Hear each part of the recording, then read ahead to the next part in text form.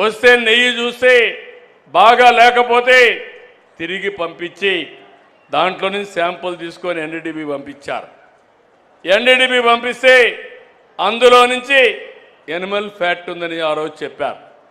అది చెప్పిన తర్వాత నేను ఆలోచించి ఇది నేను చెప్పకపోతే నా మీద అప్రతిష్ట వస్తుంది, అపవాదు వస్తుందనే ఉద్దేశంతో నేను చెప్పాను. తర్వాత లేనిపోని సమస్యలన్నీ క్రియేట్ చేసి సుప్రీంకోర్టు వరకు పోయే పరిస్థితికి వచ్చారు. సిట్ వేశారు. ఆ సిట్లో వచ్చినటన్నీ మీరు చదివి ఉంటారు. చాలా స్పష్టంగా చెప్పారు, అసలు ఇది నెయ్యే కాదు, కెమికల్స్తో తయారు చేసిన నెయ్యి అని చెప్పారు.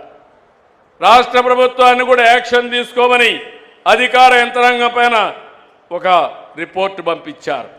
ఇవన్నీ వస్తే తప్పుని తప్పించుకోవడానికి, వాళ్ళు చేసిన తప్పును వేరే వాళ్ళపైన వేయడానికి ప్రయత్నం చేసే నీచులున్నారంటే ఏమనాలి నాకైతే అర్థం కావడంలా.